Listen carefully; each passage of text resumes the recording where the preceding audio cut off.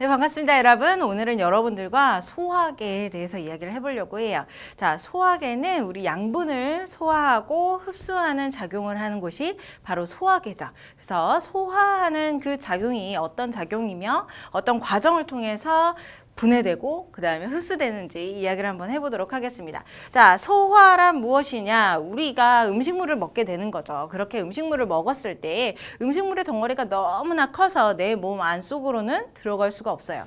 내 몸 안에다가 음식물을 집어넣는 이유는 미토콘드리아 안쪽으로 집어넣어서 세포호흡을 하기 위해, 그리고 그 세포호흡을 이용해서 이제 ATP를 얻기 위해서 우리는 이 과정을 거친다라고 생각을 해주시면 될 것 같습니다. 자, 그러면 커다란 음식물을 과연 어떻게 내 몸 안에다 집어넣느냐? 그게 바로 오늘 공부하는 소화 과정을 통해서 일어난다라고 보면 되겠죠.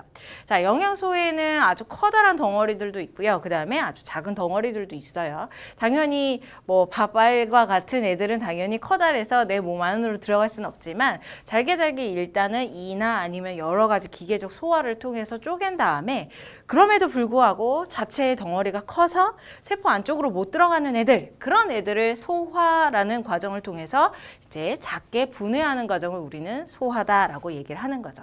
자, 대표적인 애들이 여기 있어요. 녹말, 단백질, 지방 이렇게 얘기를 하고 있는데 흔히들 말하는 탄단지가 바로 여기에 속하는 거죠. 탄수화물이 바로 녹말의 탄수화물의 대표적인 게 바로 녹말이에요. 그래서 자, 탄수화물의 대표적인 녹말, 그 다음에 단백질, 지방 이런 애들이 크기가 굉장히 크다. 오, 이거 안 써도 되겠다. 자, 고분자 물질이라고 얘기를 하는 거죠. 그래서 고분자 물질이기 때문에 내 몸 안에 들어갈 수가 없어. 그래서 내가 화학적인 방법을 통해서 얘네들을 완전히 잘게 쪼개서 완전히 작은 물질, 흡수할 수 있는, 세포들이 흡수할 수 있는 작은 물질로 만드는 과정을 우리는 소화 과정이다라고 얘기를 합니다. 비타민이나 무기질 같은 경우는 크기가 이미 작아요. 그래서 세포로 바로 흡수가 될 수 있기 때문에 우리 소화 과정을 겪지 않고 탄단지만 이렇게 소화 과정을 겪는다라고 기억을 해주시면 될 것 같아요. 자, 고분자 물질을 체내로 흡수하기 위해서 소화 과정을 거친다.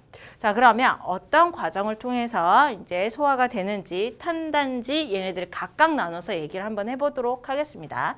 자, 먼저 탄수화물의 대표적인 아이가 바로 녹말이에요. 그 다음에 단백질은 그냥 단백질이라고 얘기를 하고요. 그 다음에 지방도 마찬가지로 지방이라고 얘기를 합니다. 여기에 있는 설탕이나 젖당 같은 애들은 대표적인 애들은 아니기 때문에 참고만 하시면 될 것 같고, 자, 녹말을 가지고 주로 이야기를 해보도록 하겠습니다. 먼저 탄수화물 가장 과정이 좀 복잡해요. 그래서 이것을 잘 기억을 하실 건데, 자, 녹말 같은 경우는 가장 작은 단위인 포도당이라고 하는 단위가 있어요. 탄수화물의 가장 작은 단위는 포도당입니다.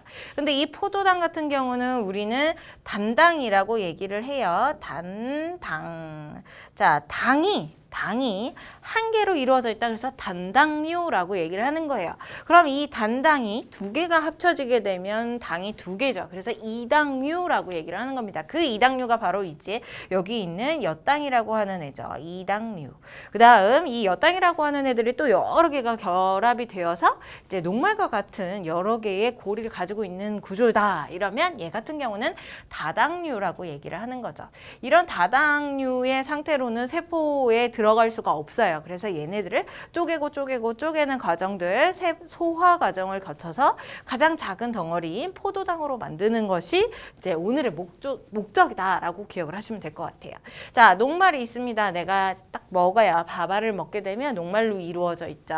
그러면 걔가 가장 먼저 만나게 되는 곳이 아밀레이즈라고 하는 입안에서의 소화 효소예요. 그래서 이 녹말은 맨 첫 번째 아밀레이즈를 먼저 만나게 됩니다. 그래서 이 녹말들의 사이사이에 결합들이 막 끊어지게 되는 거죠. 그리고 입에서만 아밀레이즈가 나오는 게 아니에요. 이제 침을 꿀꺽 삼키게 되면, 밥알이랑 함께 삼키게 되면 어느 정도 소화가 되어 있는, 아밀레이즈에 의해서 소화가 되어 있는 밥알들이 자, 위로 가게 돼요. 자, 입에서 위로 가게 되는 거죠. 그런데 위에서는 탄수화물을 분해하는 소화효소가 없어요. 그래서 그냥 그대로 있다가 그대로 소화효소의 작용 없이 그대로 있다가 어디로 가게 되냐면 이제 장으로 가게 되는 거예요. 자, 그래서 소장, 대장의 순서로 가게 되는데 소장에 가게 되면 소장의 바로 입구 옆에 작은 주머니, 세모나게 생긴 작은 주머니가 있어요. 걔를 바로 이자라고 얘기를 하죠. 그 이자에서는 우리 탄, 단, 지 얘네들을 모두 분해할 수 있는 소화효소들이 나오게 됩니다. 그 중에서 탄수화물에 대한 소화효소가 누구냐면 자, 아밀레이즈라고 하는 애가 또다시 나오게 되는 거예요. 아밀레이즈는 입에서도 나오고 그 다음에 이자에서도 나온다. 그럼 이 이자에서 나와서 바로 이자에서 소화가 일어나느냐? 그건 아니고 밥알은 입에서 위로 갔다가 소장으로 내려가게 되고 이제 이자에서 나온 아밀레이즈가 소장에 합쳐져서 다시 한번 입에서 분해되지 못했던 녹말들을 분해하여서 가장 작지 않죠? 두 개의 당이 이당류인 엿당의 상태로 분해하게 되는 거죠. 아밀레이즈의 두 번의 작용을 통해서 녹말이 이제 엿당으로 분해가 됐어요. 어디서? 소장에서. 자, 이렇게 소장에서 분해가 된 다음에 아직 엿당은 세포로 흡수되기가 아직 큰 상태. 그래서 소장벽 자체에서 무엇이 나오게 되냐면 말테이즈라고 하는 또 다른 소화효소가 또 나오게 되는 거죠. 아밀레이즈를 제외하고 말테이즈요. 이 말테이즈는 아밀레이즈가 작용하지 못하는 골이 다시 한번 이제 작용을 하게 되면서 엿당을 포도당인 단당류로 완벽하게 분해하는 작용을 하게 된다. 자, 탄수화물을 다시 한번 정리를 한번 해볼게요. 탄수화물을 분해하는 소화효소는 두 가지였습니다. 아밀레이즈와 말테이즈. 아밀레이즈는 어디서? 잎과 이자에게서 나와서 이제 녹말을 엿당으로 분해하고 그 다음 자, 말테이즈요. 말테이즈 같은 경우는 소장벽에서 나온다고 얘기를 했죠. 그래서 소장에 분해되어 있던 엿당을 이제 최종적인 포도당으로 분해하는 작용을 바로 이렇게 탄수화물의 소화작용이다라고 얘기를 해줄 수가 있습니다. 자, 하나, 둘, 세 단계를 거쳐서 자, 탄수화물이 포도당으로 분해가 되었어요. 자, 그러면 단백질로 한번 가볼게요. 단백질은 소고기가 대표적이죠. 자, 소고기를 먹었습니다. 그런데 입안에서는 단백질의 분해가 없어요. 입안에서는 소화효소가 오로지 아밀레이즈만 나오기 때문에 지금 우리 탄수화물만 분해가 되고 이제 입안에서는 분해되지 않고 그대로 꿀꺽 삼켜서 어디로 가게 되냐면 입 다음이 위예요. 자, 위로 가게 되면은 이제 위 벽에서부터 펩신이라고 하는 소화효소가 나오게 되는 거죠. 펩신. 그 다음 자, 여기는 또 하나 도와주는 애가 있는데 자, HCl 염산이에요. 묽은 염산. 자, 위는 만약에 막 오랫동안 굶게 되면 속이 쓰리죠. 자, 속이 쓰리는 이유는 HCl이라고 하는 묽은 염산이 나와서 위벽을 갉아먹기 때문이에요. 녹이기 때문이에요. 그래서 자, 이런 HCl이라고 하는 이 묽은 염산은 펩신이 활성화될 수 있게 도와주는 역할을 하게 됩니다. 그래서 펩신이 활성화되어서 위에서 무슨 작용을 하느냐? 입에서 그대로 통과했던 단백질을 분해하기 시작하는 거죠. 자, 단백질은요, 아미노산이 아주 많이 연결되어 있는 복합 고분자 물질이에요. 그런데 이런 고분자 물질에 펩신이 작용을 하면서 자신이 작용할 수 있는 고리마다 막 끊어내기 시작을 하죠. 그러면 단백질보다는 짧고 그 다음에 아미노산보다는 좀 긴 펩티다이즈가 만들어지게 되는데 걔를 폴리펩타이드라고 얘기를 합니다. 자, 폴리라고 하는 것은 여러 개라고 하는 화학적 뜻을 가지고 있어요. 그래서 펩타이드가 아미노산 여러 개의 고리로 이루어진 아이가 폴리펩타이드다라고 볼 수가 있고요. 자, 단백질이 폴리펩타이드가 됐습니다. 조금은 끊어졌다는 거예요. 펩신에 의해서. 자, 그러면 펩신에 의해서 좀 끊어진 폴리펩타이드가 위에서 이제 소장으로 내려가겠죠. 그럼 소장에 내려가게 되면 소장 옆에 붙어있던 이자에서 다시 소화효소가 나와서 얘를 녹여주게 돼요. 걔가 누구냐면 트립신이라고 하는 애죠. 트립신. 자, 이 트립신이라고 하는 소화효소가 나와서 소장에 있는 폴리펩타이드를 누구로 만들어줄 거냐면 여기는 안 써있는데 자, 디펩타이드나 아니면 우리 트리펩타이드라고 하는 물질로 만들어주게 돼요. 디펩타이드나 트리펩타이드 같은 경우는 아미노산 덩어리가 2개 아니면 3개가 연결되어 있는 애를 이제 우리는 디펩타이드 아니면 트리펩타이드라고 얘기를 하는 겁니다. 자, 그렇게 중간 물질로 여기 그림에서는 2알갱이 혹은 3알갱이로 나눠져 있죠. 그래서 이런 펩타이드들로 이제 트립신이 녹여주고, 그럼 아직 한 덩어리가 되지 않았잖아. 한 알갱이가 되지 않았죠. 그러면 그 한 알갱이를 위해서 어디서 소화효소가 나오냐면 소장에서 소화효소가 나오는 거죠. 소장에서 우리 펩티데이즈라고 하는 소화효소가 나오게 되면서 우리 아미노산으로 최종적으로 분해하는 과정들이 여기에서 일어나게 되는 거죠. 자, 단백질을 다시 한번 정리를 해볼게요. 자, 먹었어요. 입에서는 소화 안 되고 위에서 소화가 되죠. 걔가 누구냐면 펩신이라고 하는 소화효소. 자, 펩신이 단백질을 폴리로 분해를 했습니다. 그러면 얘가 다시 소장으로 가게 되는데 소장에서는 이자액이 나오죠. 트립신이라고 하는 소화효소를 가지고 있어요. 그래서 트립신이 작용을 해서 폴리가 D, 2알갱이나 아니면 트리, 3알갱이로 분해를 해주죠. 자, 그러면 그 소장에서 그대로 있느냐? 아니, 조금 더 소화를 해야 되는데 걔가 누구냐면 펩티데이즈라고 하는 소화효소죠. 펩티데이즈 소화효소가 작용을 하게 되면서 D나 트리가 한 알갱이의 아미노산, 최종적인 아미노산으로 딱 분해를 시켜주게 된다. 이렇게 정리를 해주시면 될 것 같아요. 위, 소장에서 최종적으로 분해가 되었습니다. 소화가 이루어졌어요. 자, 가장 간단한 게 이제 지방이에요. 지방 같은 경우는 글리세리드 하나랑 그 다음에 지방산 3가닥으로 이루어져 있어요. 그래서 얘네들이 다 분해가 되면 소화가 되는 거예요. 자, 일단 먹었어요. 기름덩어리를 먹었는데 입에서는 소화효소가 아밀레이즈밖에 안 나오니까 안 돼요. 소화가 안 돼요. 자, 위로 가요. 자, 위로 가게 되면은 이제 펩신이라고 하는 소화효소만 나오게 됩니다. 그래서 단백질 소화만 일어나기 때문에 여기서도 소화가 안 돼요. 입과 위에서는 그대로 통과를 한 다음에 소장으로 가게 되죠. 소장으로 가게 되면은 이제 천하무적인 이자가 있어요. 그래서 이자에서 이자액이 나오게 되면서 이제 이자액엔 누가 있냐면 소화효소인 라이페이즈라고 하는 효소가 들어가 있죠. 이 라이페이즈가 유일한 지방 소화효소다라고 볼 수가 있습니다. 이 라이페이즈가 지방을 분해하는데 얘 혼자서만 할 수가 있어요. 다른 소화효소들은 모두 다 지방을 분해할 수 있는 소화효소들이 아무도 없단 말이죠.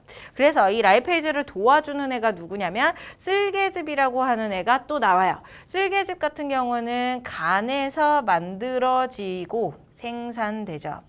그리고 쓸개즙이라고 불리는 이유는 쓸개에서 저장되었다가 분비되기 때문이에요. 이제 간 옆에 쬐끄맣게 붙어있는 애가 쓸개라고 볼 수가 있는데, 자, 간에서 일단 쓸개즙이 만들어진 다음에 이제 쓸개로 가서 저장이 되어 있다가 지방이 오게 되면 거기서 분비를 해서 소장에서 라이페이즈와 함께 도와서 분해를 하게 되는 거죠. 자, 쓸개즙의 대표적인 효과는 무엇이냐면 지방을 유화시킨다라고 해요. 지방 덩어리가 있었습니다. 여기 그림에서도 글리세린 한 분자와 지방산 3가닥이 지금 이 위쪽의 그림에서는 4덩어리가 뭉쳐져 있는 그림으로 그려져 있어요. 얘네들이 다 뭉쳐져 있게 되면 라이페이즈가 작용을 할 때에 조금 효과적으로 작용할 수가 없단 말이죠. 그래서 표면적을 넓혀주기 위해서 얘네들 사이사이를 다 끊어주는 거예요. 그것을 지방 유화라고 얘기하는 것이고 이 중간 단계에 그림이 표현이 되어 있는 거예요. 자, 이렇게 유화를 시킨 다음에 여기에 라이페이즈 소화 효소가 작용을 하게 되면 이제 얘네들을 화학적 분해를 하기 시작해서 결과적으로는 이제 글리세리드와 지방산이라고 하는데 요즘 이제 조금 교과서에서는 바뀌게 되었죠. 자, 모노글리세리드라고 합니다. 모노글리세리드. 자, 모노글리세리드 뭐냐면 글리세롤 한 분자에다가 지방산 한 가닥이 붙어 있는 상태, 그 상태로 분해를 시켜요. 그 다음에 지방산이 3가닥이라고 했는데 지금 글리세롤에 하나가 붙어 있는 거죠. 그러니까 지방산이 2가닥 이렇게 모노글리세리드랑 그 다음에 지방산 2가닥으로 분해를 시키는 게 바로 라이페이즈다라고 볼 수가 있습니다. 자, 여기에 우리 지방 다시 한번 정리를 하고 조금 더 추가적으로 얘기를 해볼게요.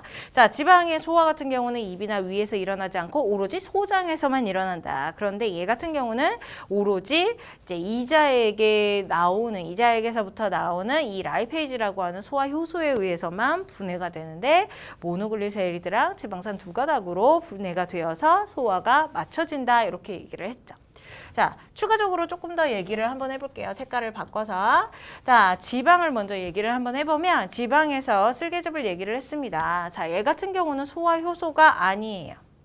자, 얘는 효소가 아니에요. 효소는 완전히 물질 대사를 하게 됨으로써 화학적 반응을 통해서 새로운 물질을 만드는 과정인데 얘 같은 경우는 그냥 덩어리를 잘라주는 그런 기계적 소화만 도와주기 때문에 소화 효소가 아니다라는 거 기억하시고요. 자, 지금까지 얘기했던 애들은 다 소화 효소예요. 아밀레이즈라던가 아니면 말테이즈, 그 다음에 단백질에서 펩신, 트립신, 펩티데이즈 얘네들 모두 다 소화 효소고요. 그 다음에 지방의 라이페이즈 얘네들 소화 효소입니다. 탄수화물에선 2개의 소화효소가 사용됐고 단백질에선 3개의 소화효소 사용됐고요. 지방에선 하나의 소화효소가 사용이 됐죠.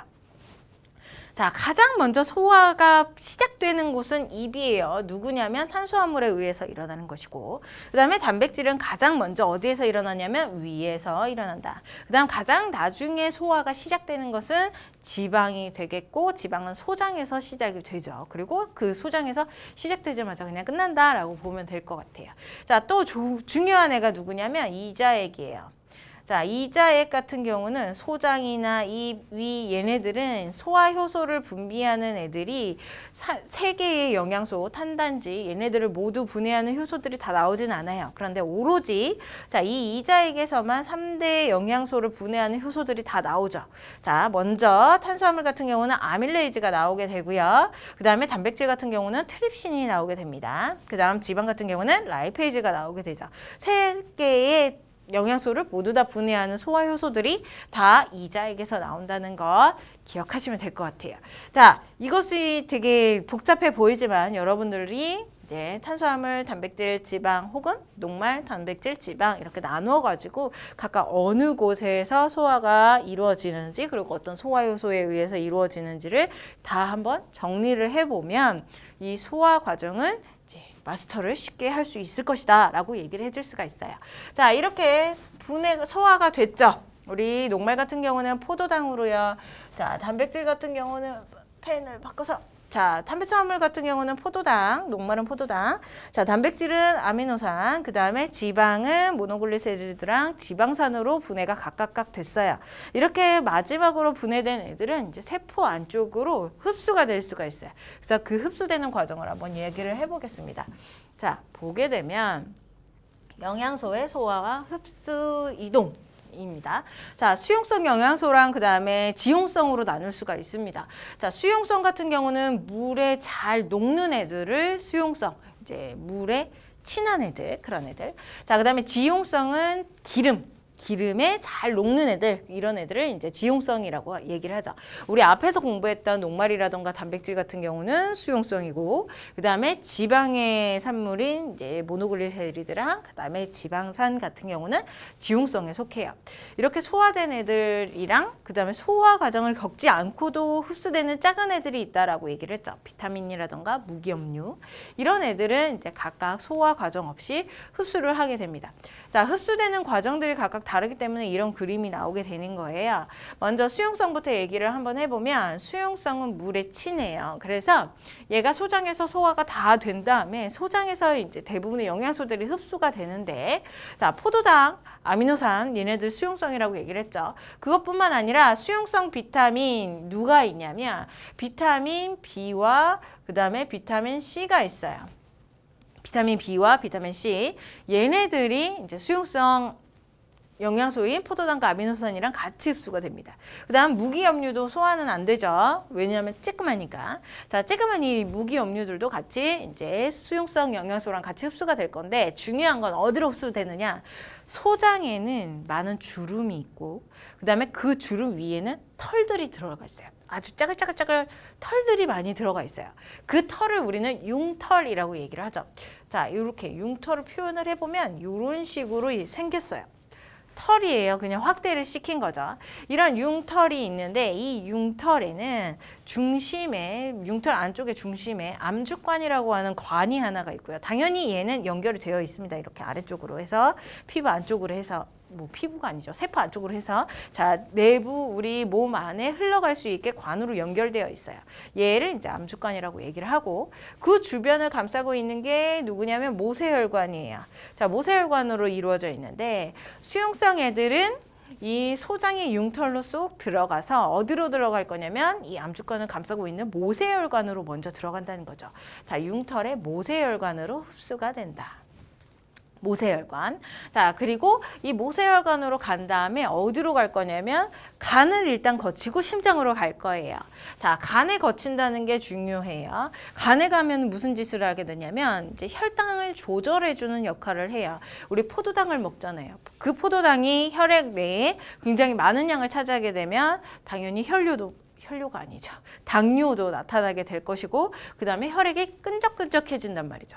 그런 것들을 일정하게 유지하기 위해서 간에 가서 혈당 조절을 하게 되는데 그 조절을 위해서 이제 모세혈관을 통해 간을 가게 됩니다. 그리고 심장으로 가게 되는 거죠.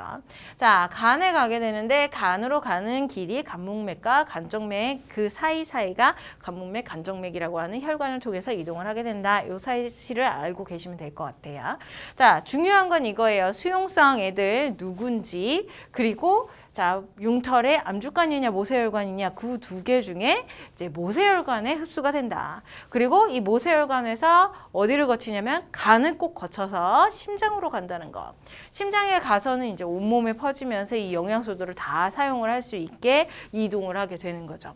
자, 지용성 애들도 한번 볼게요. 지용성 애들, 지용성, 기름에 친한 애들이죠. 지방의 분해 산물들은 지용성이에요. 그래서 모노글리세리드랑 지방산 여기에 속하게 됩니다. 그 다음 비타민이 수용성 비타민이 있는 것처럼 지용성 비타민이 있어요. 수용성 애들 B와 C를 제외하고는 다 지용성이라고 생각을 해주면 돼요. A, 비타민 A, D, E, 그 다음에 K 이런 애들이 바로 지용성 비타민이죠.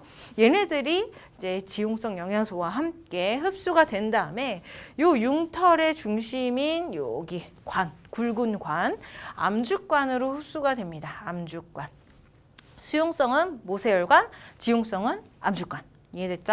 자, 이렇게 암주관으로 간 다음에 얘네들은 기름덩어리이기 때문에 혈관이랑 통하지는 않고 일단은 림프관의 한 종류인 이제 가슴관 이런 애들로 쭉 이동이 돼요. 그러다가 이제 나중에 혈액이랑 같이 합쳐져서 심장으로 가게 되고 온몸을 통과하게 되는 거죠. 자, 영양소가 소화가 된 다음에 소장의 융털을 통해서 흡수가 되고 이동이 될 건데 각각 흡수되는 장소가 다르며 그 다음에 이동하는 경로가 다르죠. 이 경로들을 이제 차이점을 잘 기억을 하시면 될 것 같아요. 자, 요 정도까지가 이제 영양소의 흡수와 이동에 대한 내용입니다. 그럼 문제를 한 문제 정도 풀어볼게요. 자, 이 파트 같은 경우 뭐 사람의 물질 대사 이 파트 같은 경우는 통합적인 작용이 주로 문제에 나오고 있어요. 그래서 이렇게 소화계만 떼서 나오지는 않고 이제 다른 통합적인 배설계라던가 순환계, 호흡계 이런 애들이랑 같이 공부를 마친 다음에 연결해서 문제를 푸는 습관이 더 중요하다라고 볼 수 있죠. 일단은 뭐 소화계만 나온 문제를 한번 보도록 할게요. 자, 소화계 문제를 한번 보게 되면 얘예요. 소화계의 일부를 나타낸 것이다. 자, 소화계라고 얘기하면 우리가 입에서부터 시작해서 소화 활동이 일어난 그 기관들을 모두 다 소화계라고 얘기를 하죠. 입, 식도, 위, 소장, 대장, 이자, 그 다음에 여러분들이 헷갈리는 게 바로 이거예요. 간이요. 얘도 소화계예요. 소화계. 얘는 간이죠. 자, 간도 소화계에 속해요. 그래서 여기에서 혈당 조절을 한다라고 얘기를 했죠. 수용성 애들이 간문맥, 간정맥을 통해서 이동을 하기 때문에 간에서 이제 혈당 조절을 한다. 그래서 오늘 내용에 나온 얘기들, 뭐 기관들 이런 애들은 거의 소화계다 얘기를 생각을 해주면 될 것 같고요. 자, A 같은 경우는 간이고 소화계에 속합니다. 그 다음에 B는 위예요. 위이면서 당연히 단백질 소화가 일어나기 때문에 여기도 소화계에 속하죠. 자, 여기 커다랗게 둘러싸고 있는 이 장이 대장이고요. 소화계예요. 안쪽에 꼬불꼬불하게 있는 애가 바로 소장이죠. 소장. 얘도 마찬가지로 소화계.